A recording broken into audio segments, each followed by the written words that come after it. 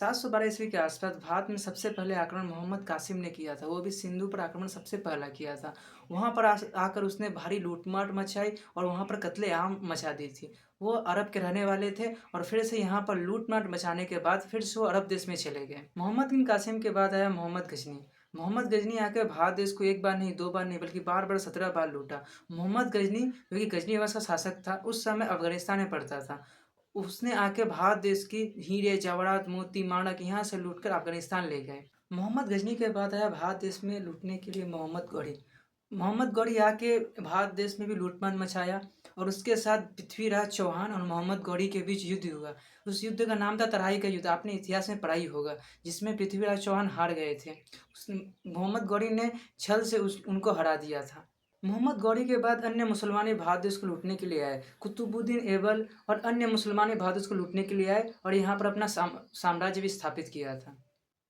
ऐसे कि मुगल का जो अंतिम भारत देश में राजा था, उसका नाम था बहादुर शाह जाफर था, जो 1775 से लेकर 1862 तक भारत देश में राज किया।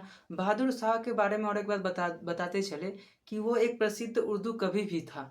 आपने इतिहास में तो पढ़ा ही होगा 1897 का विद्रोह, जो भारत देश की जो क्रांतिकारी थे उन्होंने ही किया था। उस टाइम जो था ब्रिटिश जो था उस टाइम में भारत देश पे बहुत ज़्यादा अत्याचार करने लगा था। तो 1897 के विद्रोह में बहादुर शाह को यहाँ से बर्मा भेज दिया गया था, जहाँ पर 1862 में उनकी मृत्यु हो गई थी। उसके बाद यूरोप से कई देश भारत को लूटने के लिए आए और भारत देश में बहुत ही साल से राज्य किया, जैसे पुर्तगाल, फ्रांस, डच, हॉलैंड, ब्रिटेन, ये सब आके भारत में अपना राज्य किया।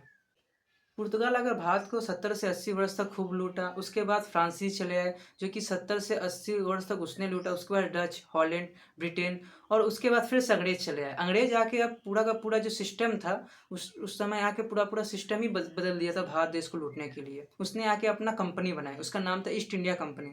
अंग्रेजी इतिहासकार लिखते हैं, पूरे भारतवर्ष में अंग्रेजों को छोड़कर किसी भी भारतीय या किसी मुगल शासक ने पूरे पूरे भारत देश पर अपना राज्य स्थापित नहीं कर पाया।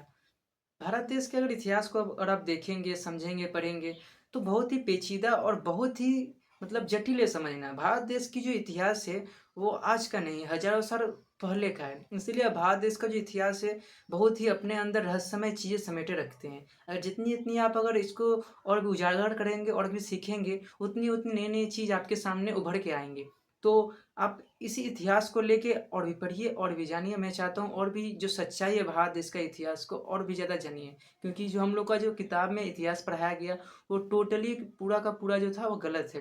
पूरा तो पूरा नहीं कहूँगा, लेकिन थोड़ा मोड़ा जो है उसमें चेंजेड किया हुआ है, क्योंकि पूरी की पूरी जो उसमें जो परिभाषा दिया हुआ है, तो पूरा का पूरा परिभाषा उसमें दिया नहीं है।